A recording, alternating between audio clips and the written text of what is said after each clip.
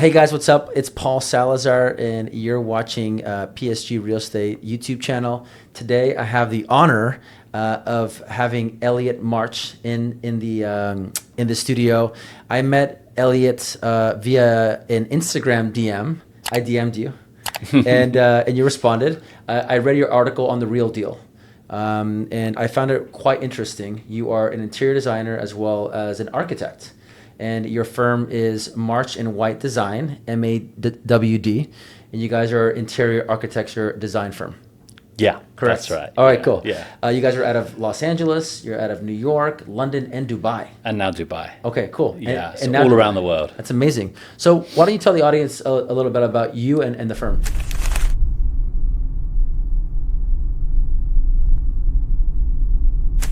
Yeah, so we set up the firm in 2010.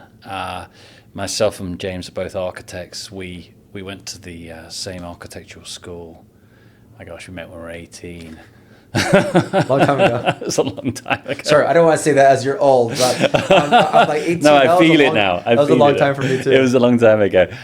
We got on well, and we then went off, did our architectural careers, and worked on a lot of kind of commercial high-end residential design. And then we felt there was a real gap in interior design, bringing an architectural kind of slant or flair to the interiors. We found a lot of people were just decorating, and we could go a bit deeper with the space planning, the details, the millwork, and bringing, kind of like a sharper edge to it. So we set out in Maida Vale in London back in 2010, with I think like £20,000 in our pockets, and just said like, right, we're going to go and do this now. Wow. So we quit our jobs and started on the journey, and really doing a lot of we were doing sort of 1-bedroom, 2-bedroom residences for clients, and it was all about detailed space planning and trying to make these old sort of Victorian buildings in London work for clients. So we had a lot of experience with existing and heritage buildings before we moved on to, the bigger and sort of flashier things that we do now around the world. That's amazing. So you guys went to school together in London? Yeah, in okay. London. And then you had your own separate careers. Yeah, exactly. And then you guys got back together in 2010 in a market, I think globally, that was hurting, to kind of start your own business. Yeah, it was an absolutely rubbish market. Yeah. It was, everyone was hurting, like you said. We're coming out of that recession, and it was kind of the perfect storm for us to be nimble at that time, on our toes, and to be able to offer something that was really kind of competitive, but kind of insightful and thoughtful. And I think that made the difference. And that just naturally blossomed into doing a lot of work, not just only in London, but into the Middle East at that early stage. So we went from doing kind of 2-bedroom townhouses to 20, 30,000 square foot private homes overnight, which was a massive leap for us and jump. So it's pretty kind of scary. But tell me about that, because a lot of people, I didn't know that you actually started in 2010. That's only 15 years ago. It's only 15, yeah. But it seems like a lifetime. Of course, but you've grown a lot in that short period, especially when you're starting during a recession. Mm-hmm. Tell me about your growth, because I'm always curious about how entrepreneurs grow their business. You went from doing these smaller flats in London, to doing these massive estates. Yeah. How did that growth happen for you? We were kind of fortunate in some ways. We were introduced to a number of pretty influential people, particularly in the Middle East, that side of the world. And there was just a natural, they could see what we were doing on the residential interiors. And for some reason, we just got connected with some very influential people. And that journey went from, okay, now you should come out to the region, meet these people. And there was just a natural connection. And it was literally, here are the floor plans, and, 30, 40,000 square foot, home. And you've got to design the whole thing. Are you up for doing it? Do you want to do it? We're like, absolutely, yes. We're like hungry for anything at that time, wow. Right? Anything of scale. So we kind of jump in, get a great relationship and start executing the work. and start building a team essentially at that point. So And- it was kind of, it was like scary. It was like, we were kind of like, really on the edge of what we knew and what we could do. Yeah, you're out of your comfort zone. That's Out for of our sure. comfort zone, borderline out of our depth. I'd say out of our comfort zone, probably. Yeah. If I was being But nice. but that's where the growth happens. That's where the growth happens, and we start then working on more, ultra luxury properties. That then leads to doing one of the world's largest super yachts, MY Al LaSalle that we did. What's it called? The super yacht? Al LaSalle. Al LaSalle. Yeah, you can look it up and who the owner is and things. But it's all online now. But that was our first kind of super yacht that we did. So everything was kind of a first, from large homes to large yachts, and we'd never done a super yacht before. So we're like, what are we doing again, right? So we hired some great people, worked through it, and then kind of learnt the whole kind of maritime, super luxury, sort of trade of like detailing and materiality and components and living on something that's floating and that's kind of, in 3D doing a lot of different things. Nothing's kind of straight. So that was kind of wild. Yeah, That was the cool. next level of kind of growth in the firm. So from when you started in 2010 to when you got your first big job, how many years was that? Was that like a year, or is it 6 months, or is it like It's probably 2.5 years. 2.5 years? Yeah. Okay, so 2.5 years in, you're a small little design firm in London. Yeah. And then you get connected with somebody big in the Middle East for a massive project. Yeah. And then you do that, and then that turns into doing a super yacht. When did you do the super yacht? How many years after that? That was probably, I think we completed it in, it's maybe 17. So it was probably, it's probably like 7 years. I mean, that's completion, but we started it probably, 3 or 4 years. 3 or 4 years into starting your business. Yeah. Wow, that's exciting. Yeah, it was crazy. That's a lot of growth really fast. Yeah. That's really cool. Okay. Tell me about when, somebody asks you to do a big space, 30,000 square feet, or a super yacht. Where do you even start? When I was looking at your website, you really have the clients kind of what they want to do as the forefront of everything. I'm sure you probably have a long conversation with them, ask them a lot of questions, and then from there you design what they want. But how does that work? It's really, so first of all, it's about the project. What do they want to get out of it? Why are they doing it? And why do they want us? Why do they want to work with us? So, trying to get on that level and connect kind of off the bat about why this project. Whether we're doing a private residence, a yacht, or, a luxury branded multi-residential project, it's really about the client or the guest experience first. So we always lead off that as a practice. Some designers will lead off straight to an aesthetic. It's kind of like we want to get to know the client and how they live. And there was kind of a great example of this. We were working for a client, and he said, well, if you really want to get to know me, why don't you go and come to the super yacht and spend 2 nights on there with me and the family, and I'm going to kind of tell you everything about how we live. You're going to see it, and we're going to work through the plans together, and we're going to figure this out. So me and James actually did that for a couple of nights off the south of Italy with one client. But it's really understanding how them or their family is going to live, and start approaching it from that mindset in terms of how we set adjacencies, space programming. What do they want? How do they live? What's different? How do they entertain? How do they want to separate, a social space from sleeping space, et cetera, et cetera. So it's kind of a real detailed process. And I think you really get to know your client through that kind of uncovering those layers of, design and, the fabric of living, right? Yeah. I mean, it's so important. Like you said, I mean, without that intimate time on the yacht with the family to understand, you're going back to your office in London, and you're kind of working on just like a floor plan. Yeah. But at least when you're in there, you get to see the windows of the yacht. Maybe you want the living room to be facing the view or the bar, right? So I can see why it's so important to have that intimate time with the client, also at the location of the yacht or the property. Also, while doing some research on you, you are really big into using like natural materials and also being sustainable in your design. Can you talk more about that? Yeah, I think this is it's a trend that's been growing in design. I think kind of started from an architectural perspective with a lot of the architectural firms pushing that as a narrative in terms of exterior of the building, then slowly coming into the interior as well. So I think as interior designers, we're somewhat a little bit behind the curve on that as an industry. But myself and James got really interested in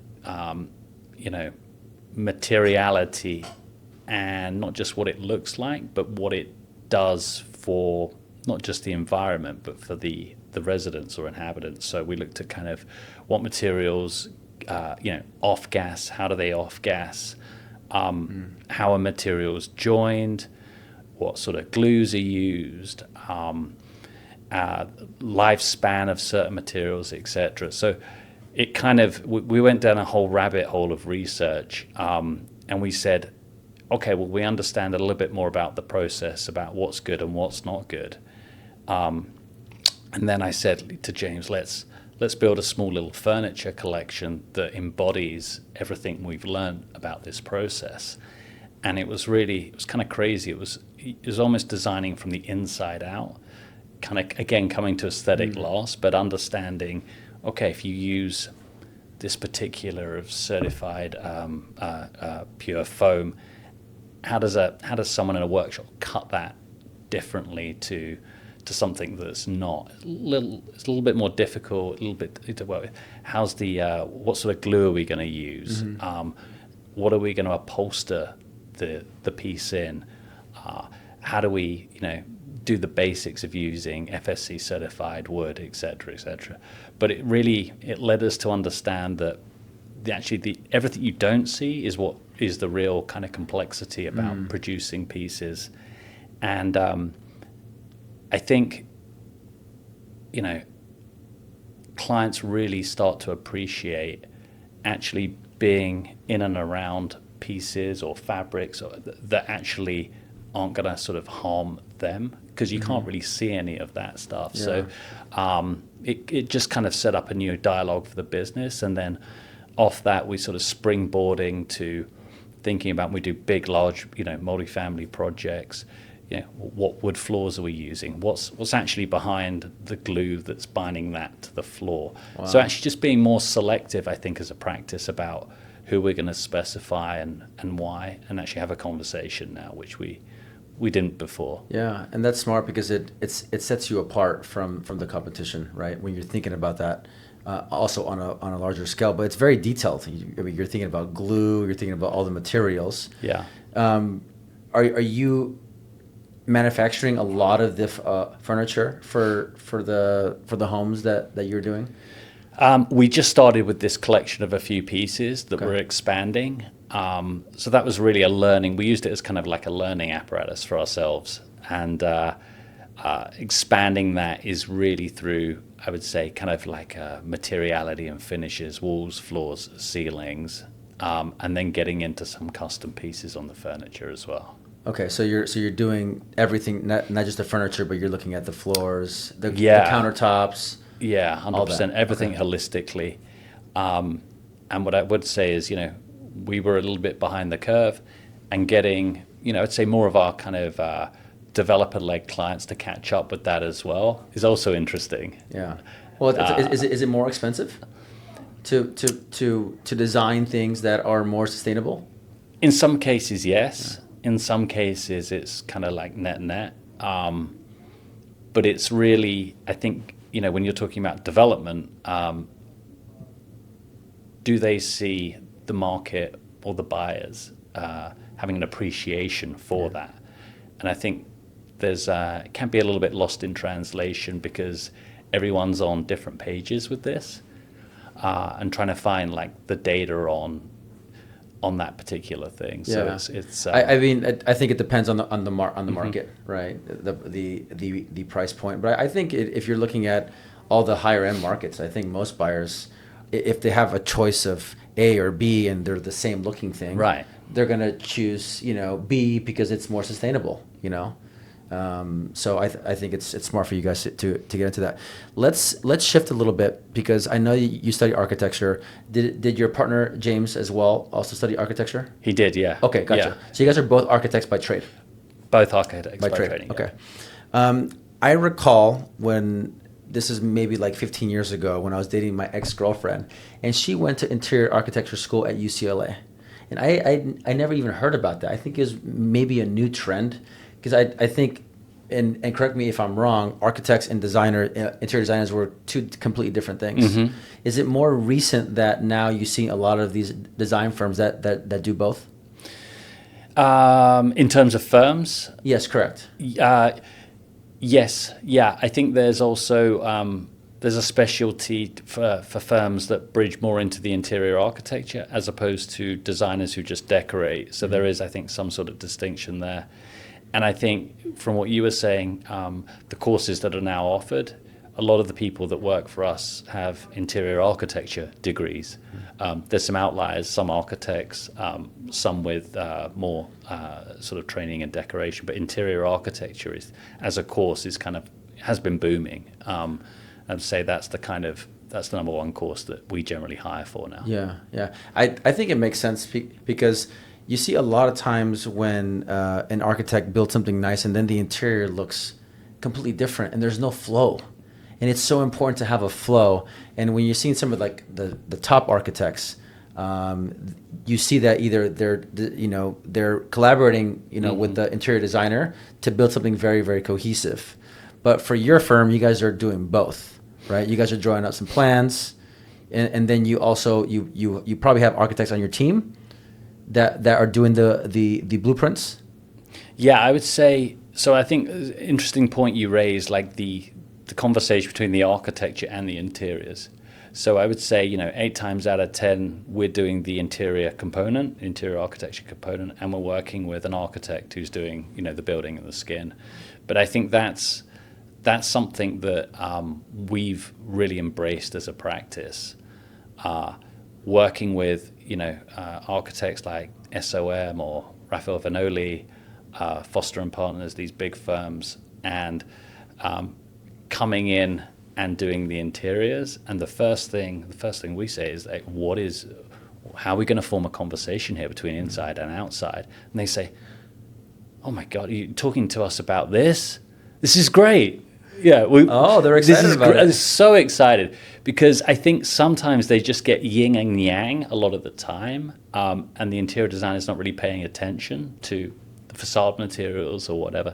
So we, first, I think it's like 5th page in our deck, it's like, what is the architecture and what are we going to pull through? And this is what we talk to the clients about off the bat, and then have that conversation with the architects as well. And I want that materiality, some of that, or some of the architectural gestures to flow into the lobby spaces, and then to have some sort of reference point for the overall interior design.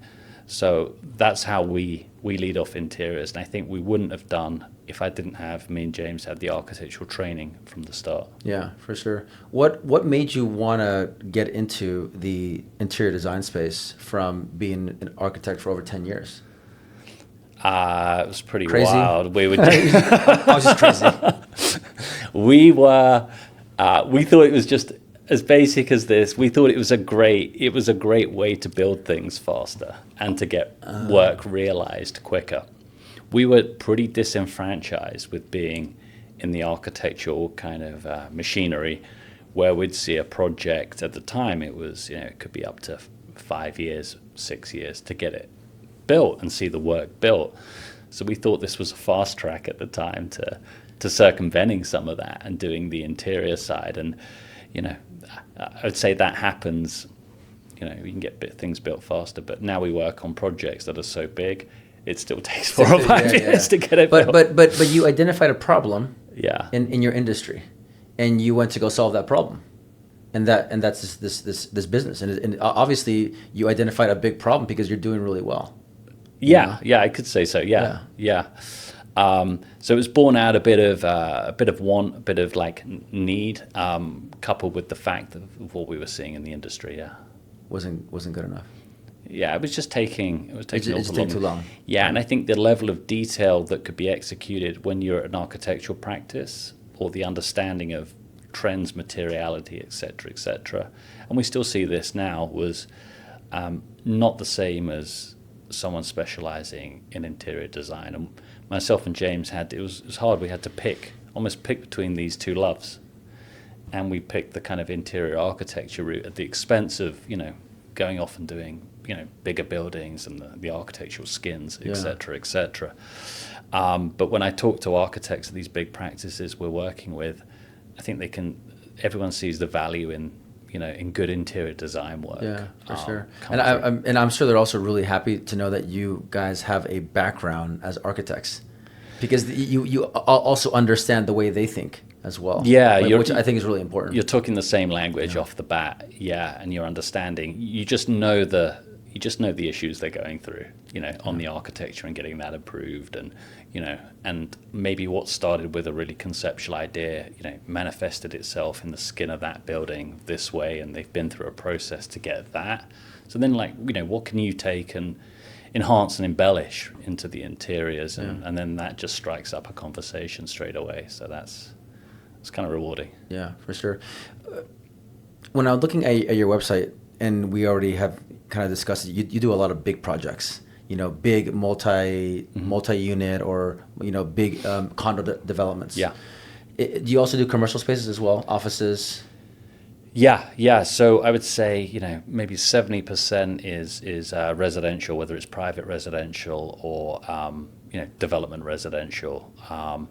And we do commercial spaces as well, which is kind of, maybe a little bit atypical for a luxury interior design firm. But we often have clients who spill over from the private residential side, and then they're just, I need an office that feels like a home. Yeah, that's important. So we work with we've worked with a lot of kind of like hedge funds designing their offices, tech firms. We just finished, it was like a nearly 250,000 square foot fit out for a couple of guys who own this large tech firm in Glendale, which was super fun. That's huge. Yeah. 250,000 square feet. Yeah. Wow. Yeah. So that's kind of like one of the largest kind of commercial projects we've That's done. probably really fun to do as well. Super fun. Yeah. Yeah. When you see the vision, and then you ask, why do you want us? We just want this we don't want it to feel like a tech office. Yeah. We want it to feel like home. We want it to feel like it's got some vibes. It's warm. It's all of these things. So whether it's a tech firm or a hedge fund, they all kind of want the same thing. So that's why they come to us.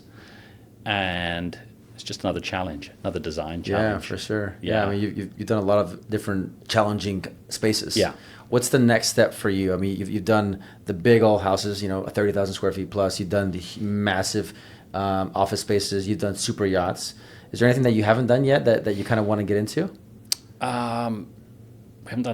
haven't done a jet yet. A jet. Ooh, that sounds awesome. Yeah. That could be fun. Yeah. A big old, like a G7 or something. Yeah, one of those. That'd be fun. Yeah, that'd be fun. Yeah. And then at the flip side, I think moving more into, which is naturally happening, moving more into hospitality and hotels, and bringing that kind of residential side in. So currently working on quite a few branded residential properties with some of the big flags, which is interesting, and seeing kind of dealing with brand standards and how do you reinterpret those and reinvent those, not just follow them, which is where kind of my interest is at the moment. And you're doing one currently up in San Jose area, correct? Yeah, I mean we finished Mandarin Oriental in Fifth Avenue, New York. Branded residential project. We're working with a couple of other flags at the moment. We've got a hotel in Wynwood in Miami as well at the moment, which is super cool and on the books.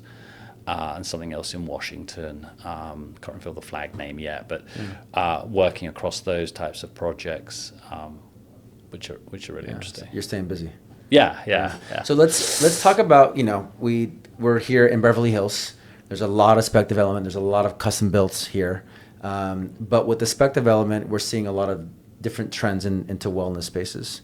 What are you seeing? You know, you also live here, but I'm sure you probably travel a lot. What are you seeing as new trends in residential homes right now for big estates? Yeah, I think on the wellness side, there's a massive shift about pulling, I would say, the best of new wellness into the home. So we have many private homes here that we're currently designing where that's the case. So if you've been to like a Remedy place or a wellness club like that, think of taking out all the social space and then taking all of the wellness components and bringing that into your home. So hot plunge, cold plunge, hyperbaric chambers, all of these sorts of things. Himalayan salt, spas, all of that, but doing it in a compact way, and it's really interesting. People, I think our clients, they keep saying, you know, we want this wellness journey. We don't just want to work out anymore, but we want this kind of wellness journey that we can do in our home as well. And I would say that's just kind of taken off. It used to be, you know, you would do a sauna steam room maybe, right? Yeah. And something else. But now it's this kind of kit of parts that I think clients are experiencing outside of the home. And it's kind of sort of, you know, beyond the Equinox thing and taking these kind of ideas from Remedy Place and bringing them, you know, and offers like that and bring them into the home. Yeah. What other trends are you seeing in residential homes besides wellness spaces? I mean, obviously there's home theaters that have been around for a long time. You got the wellness space, and most of these are in the basement levels of these houses. Yeah, traditionally, I think in LA you can be a bit more. You've got a bit more leverage to have some of these things above ground. Certainly in London and New York, it's subterranean, which presents its own types of problems. But I would say the social spaces are certainly getting amped up here. So clients are asking, it's almost like your own private club room, nightclub that can double as the nightclub room with the bar, dance floor, all of these things coming into the home, which is super exciting. They want to entertain. Yeah, we're pulling from what we're doing in hospitality and pulling that through. But it's interesting in LA when people are entertaining at home, they're entertaining for a lot of people, and it's very home to home sort of entertainment that happens. So actually having these fun spaces within the home seems to be, rapidly emerging, certainly in the properties that we're designing. Yeah. And then we can have a blast with it and have some fun. And that's got to be fun. Do some crazy stuff. And I'm sure the budget for a lot of these houses is not unlimited, but it's probably very, very healthy, where you can have some fun with what you put into these spaces. Yeah, I think we're fortunate to work with clients that not just don't sort of just throw money at it, but they understand the value of money and understand sort of style and taste as well. Obviously working with us, but have an understanding of that. So there is, it's creating the unexpected, these, the secret moments, the bar that reveals, itself, or the wellness area. It's kind of like having fun with this on a journey, and also for their guests as well. How are they going to, the owner knows everything, right? Yeah. But how does the guest enjoy that experience as well? And how do you set up or cater for different types of events as well, or gatherings, or from more intimate family moments to full-blown entertainment? Yeah.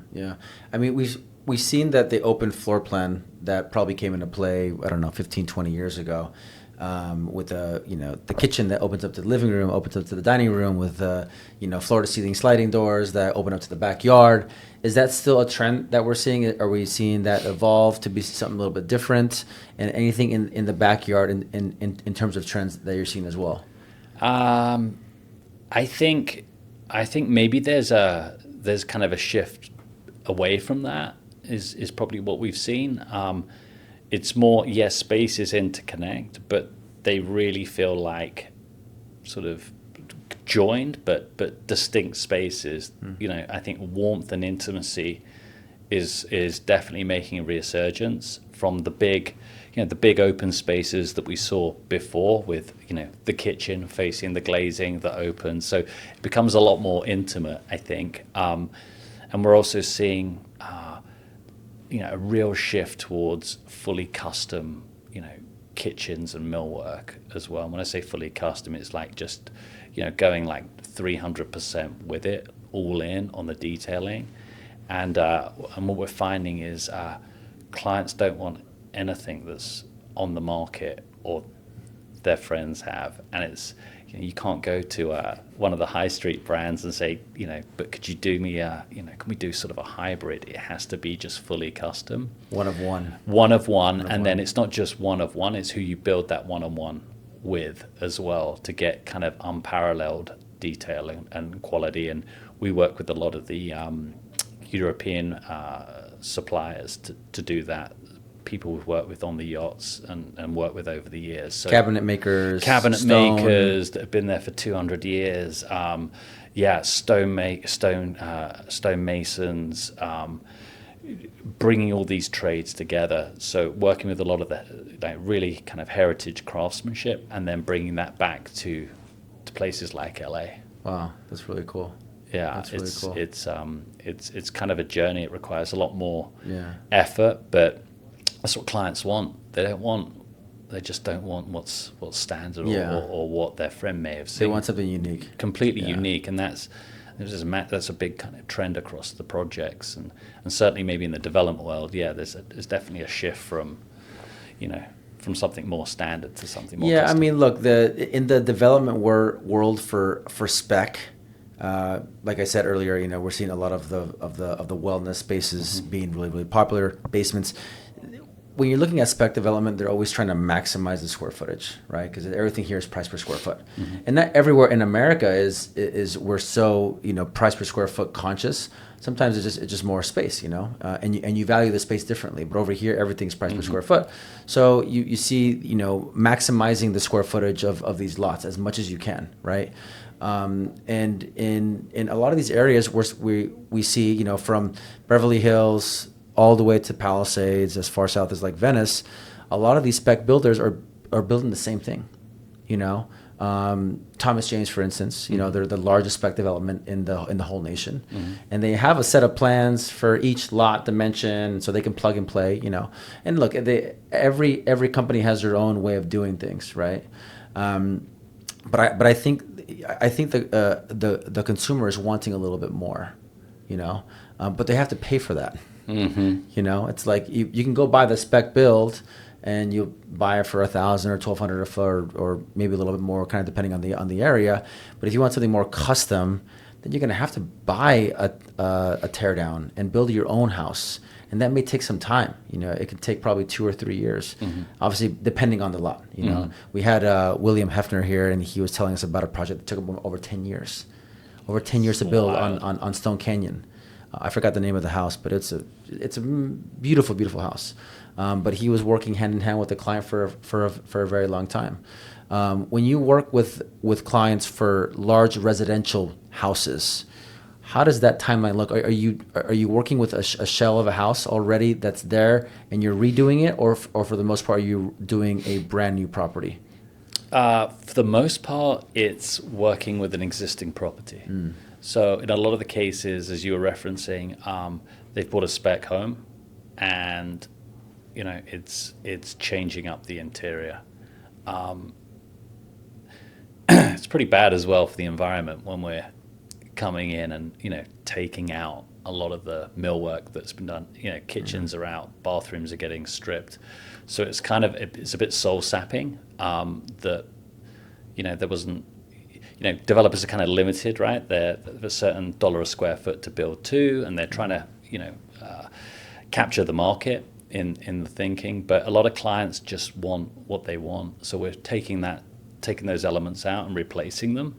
And then in some cases, we're taking, you know, existing homes and then updating them for the client. So, you know, taking out areas, reconfiguring, like you're saying, bringing some of these new wellness trends in, or updating the way the living and social spaces work to kind of maximize entertainment. So that's really working with the existing fabric and being sensitive to some of the things that they love. Yeah, right? yeah. And because it's their home, it's been their home for 10 years, maybe. So a lot of the clients you work with have been living there for a while, and they want a new design. They want a new design, okay. yeah, and they want us to come in and reconfigure parts of it and elements of it, which is just a completely unique challenge, you know, because again, you're dealing with the client knows the house beyond intimate, and you're almost like you're a guest there who's trying to figure this out and come in and say, hey, how about we do it this way, you know, what do you think about that? So really kind of time consuming, but in a good way, and it really kind of it forces you to kind of interact with the client and, you know, bring out the best in the design. Yeah, I can imagine working with a couple, husband and wife. It's like what we do as well. You're almost like a therapist in a lot of it, because there's always, you know, I want this, no, I want this, and you're trying to listen to both of them, but also give your advice on what you think would be the best solution for what they're, you know, trying to accomplish. 100%. Yeah, for sure. Yeah, there's no more comments on 100%. that. Yeah, and it's true. It's that's why residential is such a special thing. You always find yourself in the middle of this, and like you say, you're like the therapist, and then you're trying to figure out, well, how much of my opinion do I keep pushing here, or you know, who might just battle this out and win the argument. For sure. So it's kind of like tiptoeing on eggshells at times. Yeah. Let's do a little 180. Obviously, there was one of the biggest natural disasters in the history of the United States here locally, in Altadena as well as Pasadena, and you're pretty close to, you know, to where this is at. What do you see moving forward in terms of design in this area? We have seen since the end of January, probably about 2 or 3 lots for sale every single day. Mm-hmm. So a lot of people are selling. You know, there's about 4,000 to 5,000 structures that got burned down in the Palisades. You know, maybe, you know, 30 to 40% of those homeowners have been living there for a long time, 40, 50 years, and they're in their 70s or 80s, and they're not going to rebuild. Those are the ones that are selling for the most part, right? And a lot of the buyers right now who are buying are end users, right? But what do you see in terms of what that process looks like to rebuild this community that was mostly traditional properties? Mm-hmm. You know, it's very much a family area. But what are you seeing, or what are you hearing out there in terms of conversations? Yeah, I mean, it's incredible what happened. I live in Calabasas, just behind, so we were kind of, you know, sort of indirectly affected by it. But I knew the Palisades well, and I know the whole Altadena area as well. But just, you know, something a little bit more contextual and closer to home, the Palisades area. You know, it was a family place. Everyone knew everyone. It had kind of an old sort of old world sort of charm to it as well as being close to the beach. Yeah, it was kind of crazy what happened, but for me it just showed how precarious Los Angeles is. It's a place of unparalleled beauty, but you have these kind of natural, you know, elements that can come along and change things pretty quickly. So we've had change. So how do you rebuild for change? I think there's obviously rebuilding homes and thinking about, well, if I'm rebuilding something, what do I want this time? What do I want next time? And I think there's a lot about the kind of the architecture. I think a lot of those plots were maxed out in terms of size. You know, everyone was, you know, so close together. Yeah. And it's really hard to get away from that. If you know, you're going to go and downsize your lot, what do you do? So maybe it's starting to think about materiality, resilience, having sort of defendable space. Like, what can you do from an architectural planning perspective to make, you know, your beautiful new home more survivable in a natural catastrophe?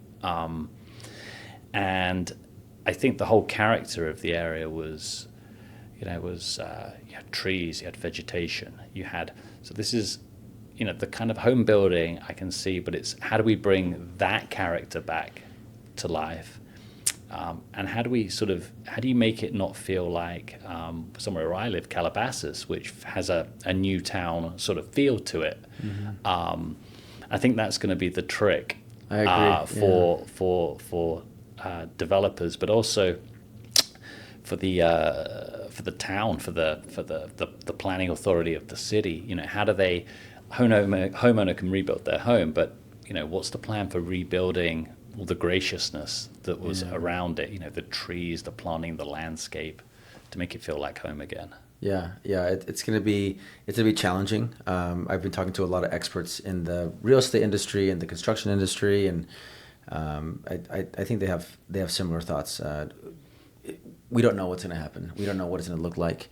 It's gonna take a while. I think everybody's saying between 7 to 10 years for it to kind of look somewhat movable to even move into the area. And you talked recently or just briefly about building with materials that are gonna be able to withstand the embers that are hitting at them and not come up in flames.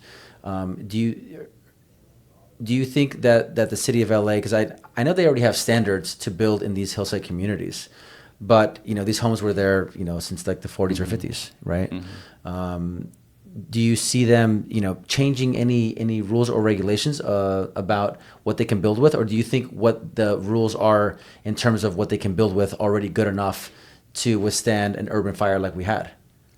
I think it would take the city a complete relook at what they allow in general for every home across Los Angeles in terms of the standards. I think it's in another parallel is you take London, for instance, where I grew up. Everything's brick construction. We have brick wall, insulation. There's a certain solidity to the properties and the materials we build with, concrete as well. Here's a lot of wood construction, a lot of stick construction, even in the high-end homes. And it's almost sort of like living in a matchbox, as it were. Yeah, I don't think there's much consideration for sidings or sort of combustible materials on the outside. And I think it's taken this fire to be like this sort of horrible wake-up call for everyone and for the city. And I'd kind of implore them to actually come out with some better guidelines or regulations, especially when buildings are in such like proximity to one another as well. Yeah. I don't know what you think about yeah, no, I mean, I agree. we don't like draconian law, more sort of... Of course, more rules. Yeah, more rules imposed on us. But I think it's important, we've seen the insurance rates already skyrocket before the fires. This is only going to make things worse. And I think insurance companies are going to start looking at how the house is built, what kind of materials they're using, where are the trees around the house, and then they will design an insurance plan based on that and have a premium kind of based on that. In the past, it wasn't like that, Yeah. So and insurance has gotten so expensive that it's an important thing now.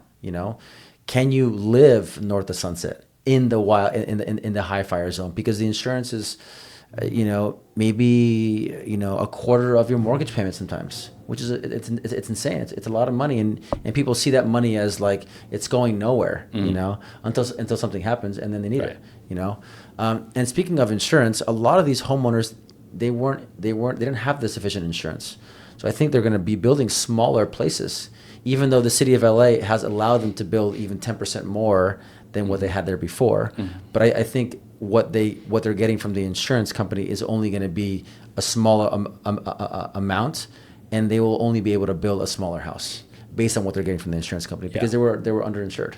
Yeah, and there's a number of developers out there, and we're sort of working with a few at the moment, whereby for these sort of smaller people that weren't insured, if they put in the land and the developer puts in the construction costs and then potentially sells the property, is that a better way to get the homeowner additional value than just the lot? So there's I think there's some potential win-wins that could come out to help some of these residents that went through it who are underinsured. Yeah. But it's not a slam dunk. No, and we're seeing about maybe 40 or 50% of people that are looking to rebuild, and the other ones that are still unsure, and they're also looking to sell. And a lot of them are probably going to sell and move somewhere else. A lot of them also have PTSD of living in this area, and they don't want to have to go through that again with their family. Yeah.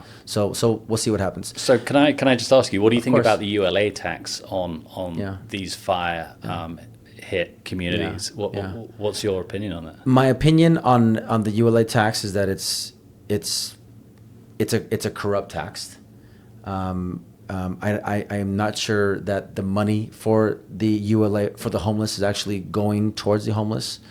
It's a massive tax. You're talking about a 4% tax over 5.15, a 5.5% tax over $10.3 million. That is a lot of money. It should be at least more tiered, right? Maybe 1% over a certain amount, and then it goes a little bit higher and higher. But I don't like the tax to start off with. I think the city should consider, at least for the fire victims, some type of either tax credit based on this, or to eliminate the tax completely. Because I'm sure you've seen a lot of the things on Instagram is that none of these numbers make sense for developers. So developers are probably not looking at lots right now unless they're going to go, cheaper and cheaper. And I already saw this issue before the fires, when I was trying to sell a property worth, $1.5 to $3 million as a teardown. I knew that the developers is going to pay much less to those homeowners now, because when they go to resell, they're going to have to pay the ULA tax. Mm-hmm. I just sold a property for just under $5 million.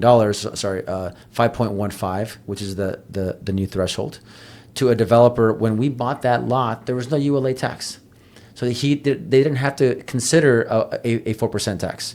Now, in between construction, this new law passed. And they lost basically all their profit on this, because a lot of them, their profit margin isn't really big, So I hope the city, reconsiders the ULA tax for all of LA, because it's also slowed down real estate sales.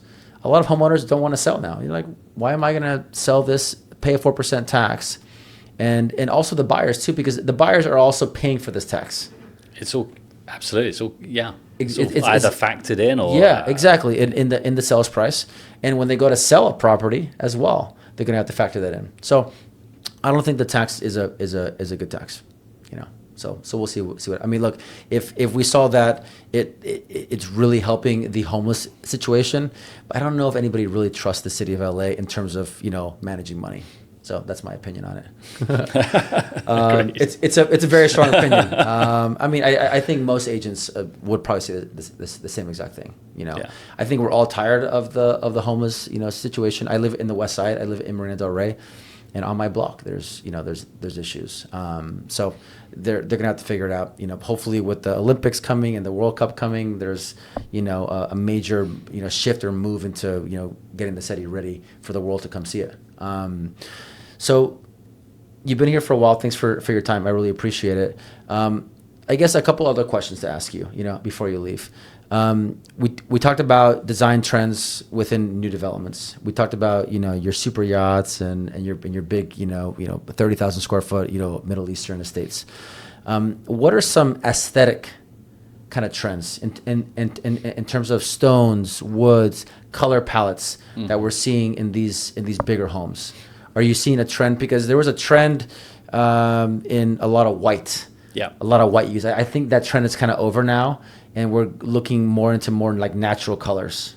Yeah, I think you're right. Thank God the white phase is over. Right. Yeah. It's funny. It's the antithesis of what we do as a firm, or what myself and James kind of gravitate towards. But I think now we're seeing, I would say we went through that. We've been through kind of a beige period as well, of being kind of, everything's kind of like beige on beige or white on white or whatever. But now I think what we're delivering and what we're seeing as kind of trends is more contrast in the projects. So you might have a lot of lighter finishes, but you've got some darker finishes to accent those or contrast those to give it more warmth and more character. Yeah. So we're definitely seeing this happening in the hospitality stuff and then filtering through into the residential. Just, I think, more attention to different finishes, I think, as well. So rougher materials mixed with more polished materials, kind of coming together. Different like textures. Different textures. Okay. Yeah, and doing some crazy stuff with stone as well. I was just walking past the Gaggenau showroom, coming in the new showroom, and having been with them in Milan with Gaggenau and talking about all the latest stuff, it was kind of interesting to see that pop up. But again, you can see kind of the trends coming through, mixing rougher finishes with smoother finishes. Can still be a light palette, but also having that kind of contrast as well. Yeah. Okay. Anything else that you want to discuss about what you do? I know, again, you do from residences to super yachts and everything kind of in between. Your next step is going to be your big G7 aircraft, which I'm excited to see when you finish that. But anything else that you want to talk about in terms of what you do in terms of your line of work, or what you offer to clients? Yeah, I think something we're good at doing is designing. Certainly, when we work with developers, is designing projects for a lot of people. So, probably the 10 major projects that we've done, we're designing some of the most luxurious condos in the US for, you might have 200, 300, different condos and different residents living in those spaces. So, designing for multiple different groups and demographics, and trying to wrap that into a cohesive product that you believe is going to sell, is something that's kind of really taken off for us and what we're really pushing into the work at the moment. So that's kind of getting mapped out and mirrored across the US. Yeah, and it's pretty wild doing that. So I just think that's a trend. And then on the private home side, just really working with nice clients to deliver great homes for them and kind of having fun with it. Yeah, for sure. Well, thanks for coming. I really appreciate it, Elliot. Where can people find you on socials? Instagram, MAWD, MAWD. Okay. And MAWD.co is our website, .co, MAWD.co. Great website, by the way. Thank you. Very nice. Yeah. Any other socials, or you have a personal social, or is that only personal? Because I've got another social. Yeah, okay. It's Elliot, ELLIOT. Because I was like, that's how we met. Yeah. Elliot _March is just my personal profile, where I get to put more stuff up than I can on the company. Okay, cool. It's a lot of work doing the whole social thing. Trust me. You have to have a whole hire a whole team for that. Thanks for coming. I really, really appreciate it. Thanks for coming all the way down to Beverly Hills from Calabasas, and look forward to seeing your work out there in the future. It's great. It's been fun. Thanks for watching, guys. Appreciate it. If you have any questions, leave a comment down below, and make sure you follow Elliot on socials, and go check out his website. He's got a lot of cool projects there. See you guys. Bye. Thanks.